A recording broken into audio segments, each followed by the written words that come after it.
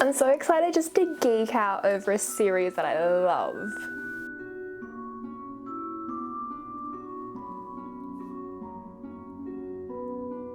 Hello my loves, I'm Miss MonMon, welcome to my channel.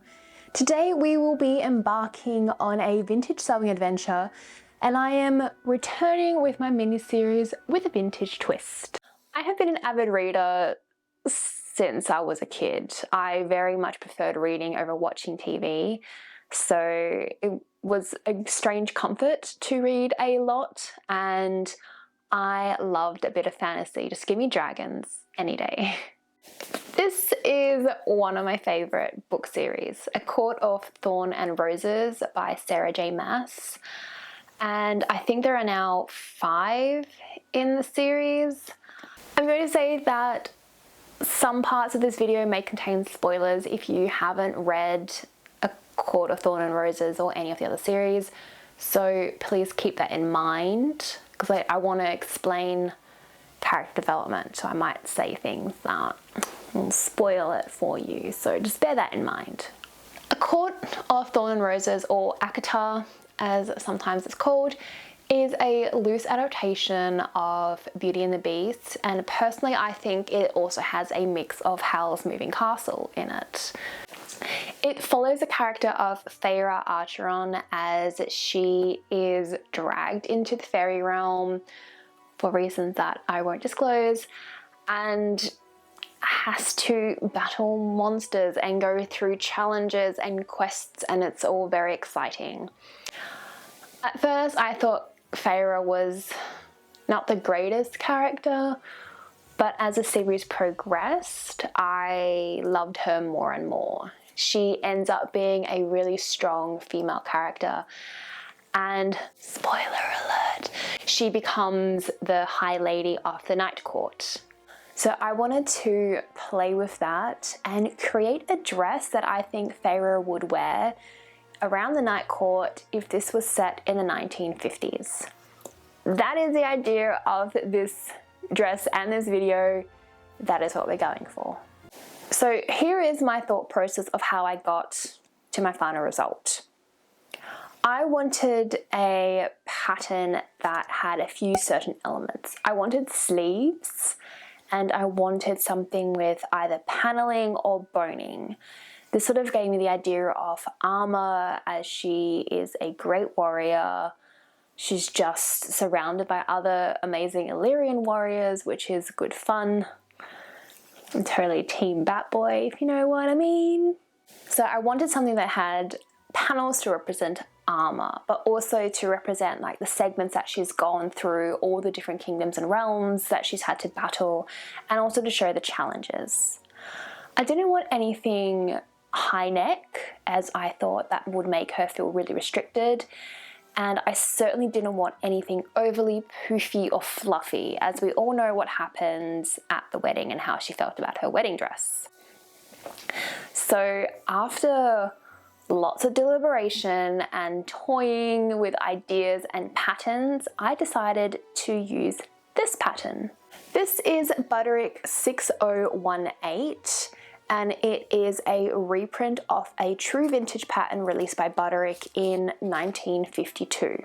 I have decided to make dress B, which is this black one here. We're on to a good start with the color choice. It has a empire waist bust, so the bust cuts right under where the bosoms end.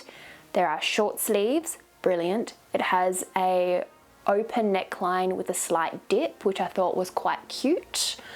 But I also thought that maybe she would like that. A little bit of just a hint of bosom. I mean, despite what she wore in Amarantha's court, she actually dresses quite conservative. So I thought this would be fun, and I thought the skirt is not a gathered skirt, which might be a little bit too girly, but I thought with the panels, we've got some swish and some movement. I think this is something that Feyre would wear. Finding fabric for this project was definitely the most challenging, as I wanted something that had elements of the galaxy and stars and moons without looking too cartoony or too childish. This is just plain black cotton from the brand Timeless Treasures, but it features this really gorgeous galaxy print. It's quite a heavy galaxy print, which is not where I wanted to go because I didn't want it to be too costumey. But one thing I found out that this fabric did that sold me was this. It's glow in the dark. I'm a 90s kid. You can't give me glow in the dark stars without my heart wanting to jump out of my chest from pure joy. So I got, I think, 4.5 meters of this fabric, which is more than I actually needed. And that's the basis of my idea. We've got our series, we've got our character, we've got our pattern, and we've got our fabric. Let's pass it over to VoiceOver MonMon and create our dress. As always, we are going to start by cutting out our fabric. I just use my rolly cutter just because it's a little bit easier than the scissors, especially after having a bit of minor surgery on my arm. Because this pattern doesn't have a lining, it uses a facing, so I am going ahead and attaching my interfacing to my facing just to give it a bit of extra support and strength. I will start with the bodice, and I begin by adding some stay stitching around the necklines before going ahead and adding all my darts. There were darts in both the front and the back sides of the dress. With the darts and stay stitching, I was able to connect both the front and back of the bodice together, but leaving a gap on the side as this will have an invisible zip. This bodice came together quite easily, and I think it would be okay for beginners. It is a little bit tricky as the bottom of the neckline curves down, but I think it adds a nice feature. Once the bodice was constructed, it was time to move on to sewing the facing. The facing pieces had odd curves on them, which sort of threw me for a bit, but I just sort of sewed a combination of both curves, and that was good enough. With that completed, it was then time to connect the facing to the bodice. This bodice would have been a bit more stabilized with proper lining, but I think the facing was good enough, especially if you're a beginner and you don't have lining in your stash. This is definitely a pattern I would recommend. To finish up, I gave everything a really good clipping and a final press. To make sure that the facing didn't stick out, I also went around and top stitched everything and got rid of some of the bulk from the double seams. This is a step that I would have originally omitted, but now I absolutely have to do it. With the bodice done, it was time to move on to the sleeves, so I added little gathering stitches so I can make them just adjustable, and sewed the sleeves down the side. I really didn't want the sleeves too puffy, as I don't think that's something that Feyre would have wanted, so I tried to keep them as smooth as possible. I made sure to hem the sleeves before I attached them, as I just find this a easier thing to do, and then went ahead and stitched them on.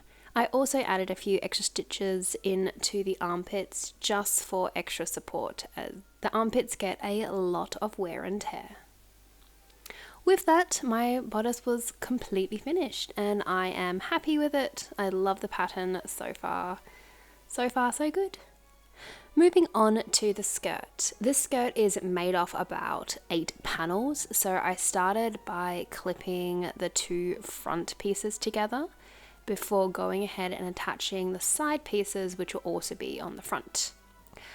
With that complete, I did the same to the back, and although it was a little bit fiddly, taking my time, it was completely worth the extra time and care.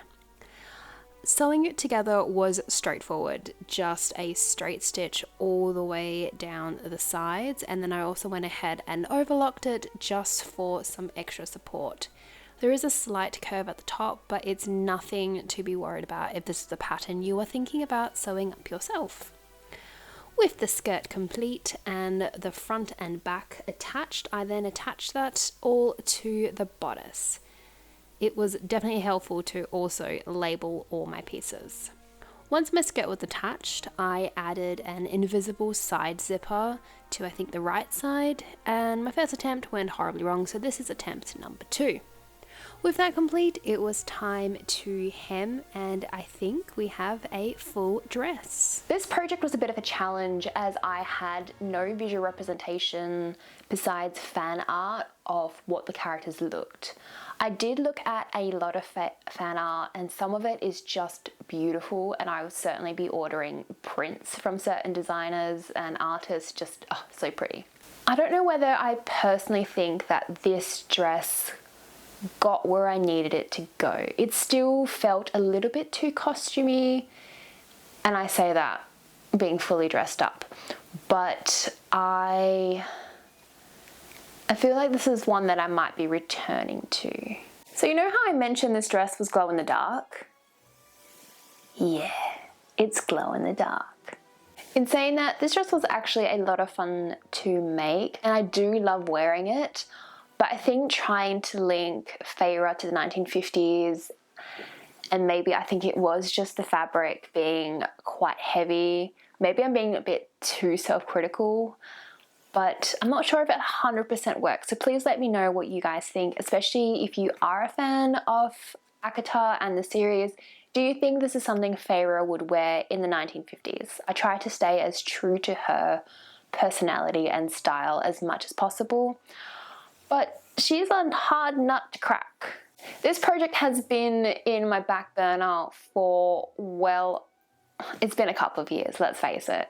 So I'm glad to finally make it and create it. And I do want to create another garment based on ACOTAR, but that will be probably later on in the year, as I've got so much to do in that time. I'd love to know what you guys think. I love it.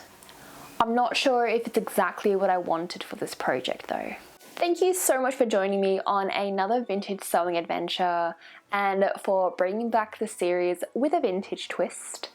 I do want to continue this series and make it into what I was hoping it would be, but the Ghibli series will be back hopefully in the next couple of months once I get a few other things out of the way first. Thank you so much for spending time with me. If you haven't already and you'd like to, please feel free to like and subscribe. I'll be making a lot more content like this, I'm hoping, if all goes well, mixed in with a few other fun things here and there. You can also find me on any of my social media. I love connecting with everybody over there. It just makes it a little bit more fun. But I will be back next week with a brand new video. Until then, be kind, be true, be you, and have a beautiful week. Bye!